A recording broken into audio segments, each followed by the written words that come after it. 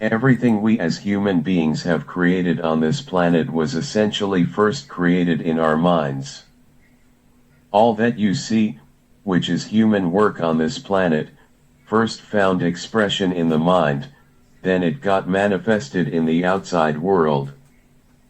The wonderful things that we have done on this planet, and the horrible things that we have done on this planet, both have come from the human mind. So if we are concerned as to what we create in this world, it's extremely important that first of all, we learn to create the right things in our mind. How we keep our minds, if we do not have the power to keep our minds the way we want it.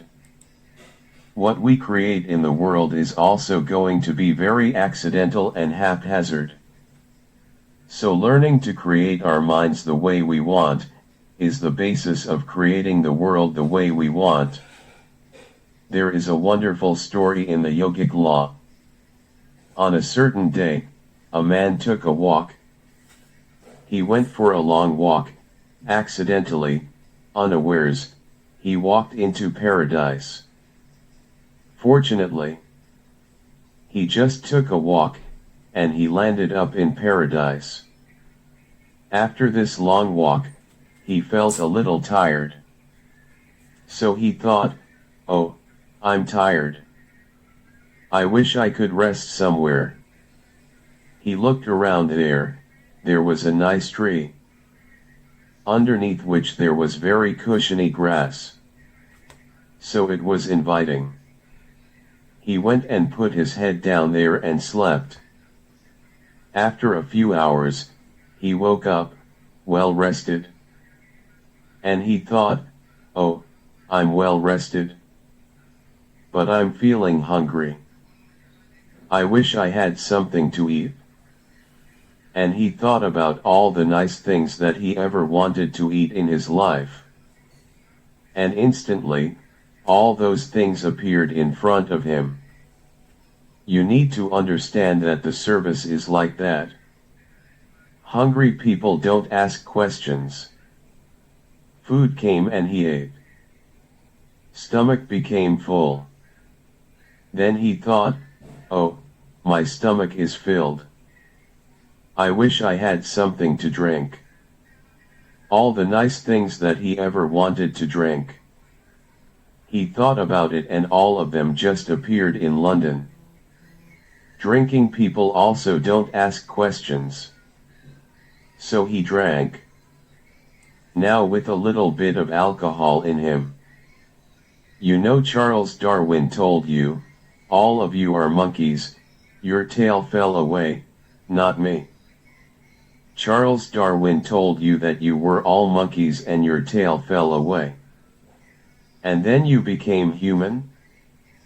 Yes, definitely the tail fell away. But the monkey? In yoga, we always refer to an unestablished mind as marketer, which means a monkey. Why we are referring to the mind as a monkey is. What are the qualities of a monkey? One thing about a monkey is its unnecessary moment. And another thing about the monkey is if I say you're monkeying somebody, what does it mean? Imitation. Monkey and imitation have become synonymous. To these two essential qualities of a monkey are very much the qualities of a non-established mind. Unnecessary moment. You don't have to learn it from the monkey, you can teach it to the monkey. And imitation is full-time job of the mind. So when these two qualities are on our mind is referred to as a monkey. So this monkey became active within him. He just looked at and thought, what the hell is happening here? I asked for food, food came. I asked for drink, drinking. There must be ghosts around here. And ghosts came. Or the ghosts have come, they're going to surround me and torture me. He thought.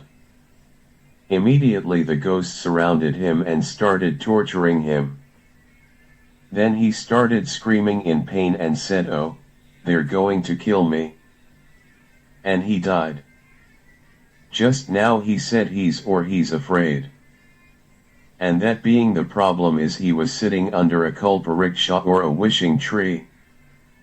He asked for food, food came, he asked for drink, drink came, he asked for ghosts, ghosts came, he asked for torture, torture came, he asked for death, that happened.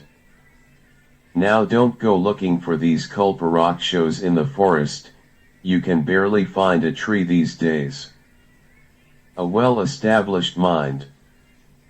A mind which is in a state of samukti is referred to as occult perfection.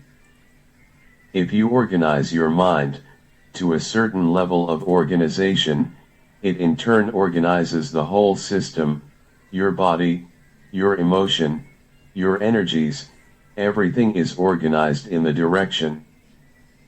Once all these four dimensions of you, your physical body, your mind, your emotion, and the fundamental life energies are organized in one direction.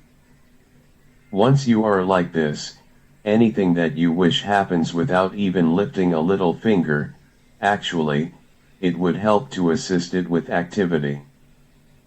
But even without doing any activity, you can still manifest what you want. If you organize these four dimensions in one direction, and keep it unwavering in that direction for a certain period of time. Right now, the problem with your mind is, every moment it is changing its direction, it is like you want to travel somewhere. And every 2 steps, if you keep changing your direction, the question of you reaching the destination is very remote unless it happens by chance. So organizing our minds, and in turn organizing the whole system, and these 4 basic dimensions of who you are right now, in one direction. If you do this, you are a kalpa, rock, show yourself. Anything that you wish will happen. But right now, if you look at your lives, everything that you have wished for till now, if it happens, you have finished everything and everybody that you have desired for, if all of that lands up in your house today. Could you live with that? Once we're empowered like this, it's very important that our physical action, emotional action, mental action, and energy actions are controlled and properly directed. If it is not, so we become destructive, self-destructive. Right now, that is our problem. The technology, which is supposed to make our life beautiful and easy, has become the source of all the problem that we are destroying the very basis of our life, which is the planet. So what should have been a boon, we are making a curse out of it. What has brought incredible levels of comfort and convenience to us in the last 100 years or so has also become a threat to our life. Simply because we are not conscious action, we are in a compulsive state of action. So organizing our minds fundamentally means moving from a compulsive state of activity to a conscious state of activity. You might have heard of people for whom they asked for something, and beyond all expectations, it came true for them. Generally, this happens to people who are in faith. Now, let's say you want to build a house. If you start thinking, oh, I want to build a house, I need 50 lakhs but I have only 50 rupees in my pocket. Not possible, not possible, not possible. The moment you say not possible, you're also saying I don't want it. So on one level, you're creating a desire that you want something, on another level, you're saying I don't want it. So in this conflict, it may not happen. Someone who has some faith in a god or in a temple or whatever, who is how simple-minded faith works only for those people who are simple-minded, thinking people who are too much thinking for them. It never works. A childlike person who has a simple faith in his God or his temple or whatever.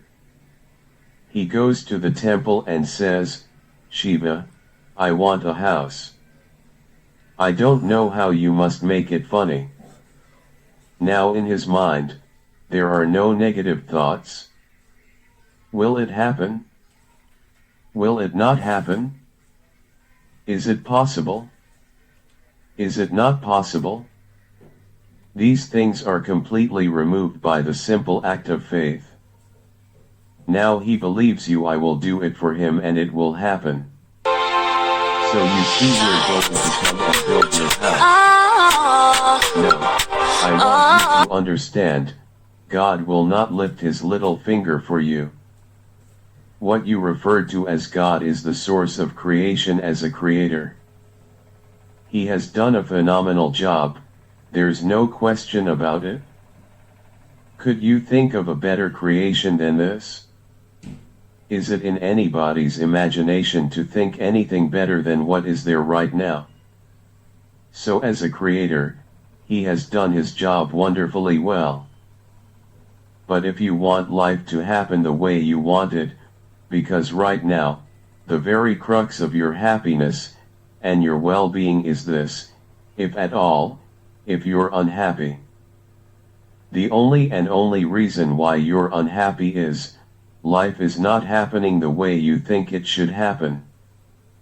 That's all it is.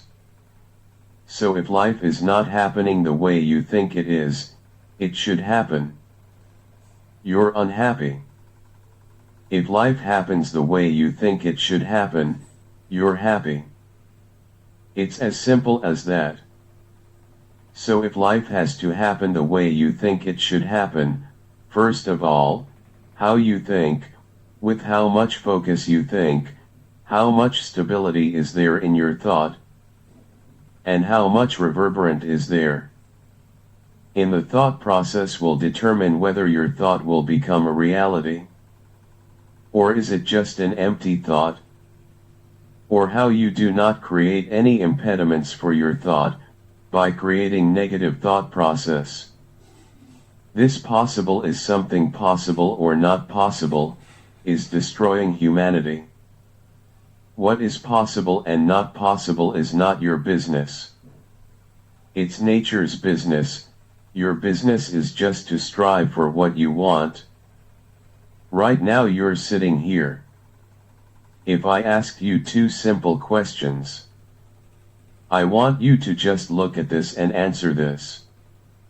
Right now from where you're sitting, can you just fly off? You say no. Right now from where you're sitting, can you get up and walk? You will say yes. What is the basis of this? Why you say no to flying? And yes to walking, because past experience of life, many times you will garden upon walked, never did you fly off. Or in other words, you are using the past experience of life as a basis for deciding whether something is possible or not possible. Or in other words, you have decided that what has not happened till now cannot happen in your life in future. This is a disgrace to humanity and the human spirit. What has not happened till now on this planet can happen tomorrow. Human beings are capable of making it happen tomorrow. So what is possible and what is not possible is not your business. That is nature's business. Nature will decide that. You just see what is it that you really want and strive for that. And if your thought is created in a powerful way without any negativity, without any negative thoughts, bringing down the intensity of the thought process. The first and foremost thing is you must be clear, what is it that you really want? If you do not know what you want, the question of creating, it doesn't arise.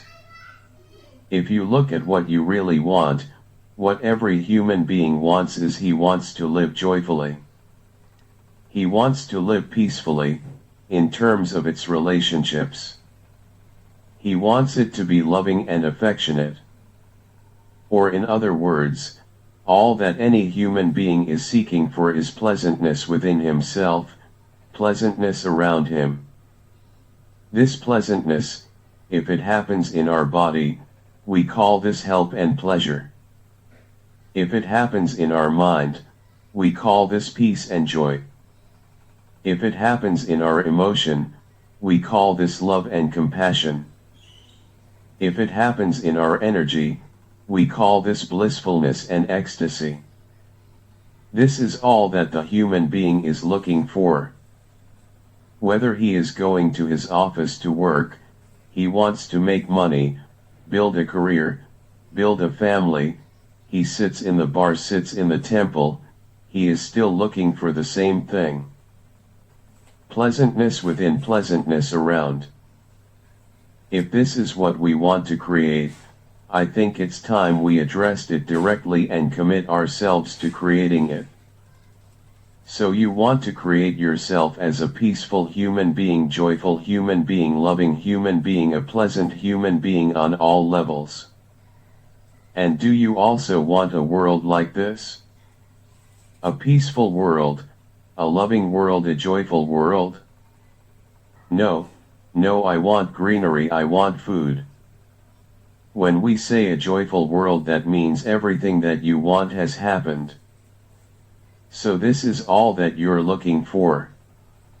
So all that you need to do is commit yourself to creating it, to create a peaceful, joyful, and loving world. Both for yourself and everybody around you. Every day in the morning, if you start your day with this simple thought in your mind that today, wherever I go, I will create a peaceful, loving, and joyful world. If you fall down 100 times in the day, what does it matter? For a committed man, there is no such thing as failure. If you fall down 100 times, 100 lessons to be learned. If you commit yourself like this to creating what you really care for, now your mind gets organized. Once your mind get organized, the way you think is the way you feel, your emotional, get organized. Once your thought and emotion is organized, your energies will get organized in the same direction. Once your thought, emotion, and energies are organized, your very body will get organized. Once all these four are organized in one direction, your ability to create and manifest what you want is phenomenal. You are the creator in many ways. That which is the source of creation is functioning with anew every moment of your life. It is just that, have you kept access to the dimension or not? Organizing the four basic elements of your life will give you that access. There are tools and technologies to do this. The whole science of yoga, the whole technology that we refer to as yoga, is just about this, transforming yourself from being just a piece of creation, to become a creator. It is my vision, my blessing, that every human being in this world should have this access to the source of creation within himself, so that he can function here as a creator, not just as a piece of creation.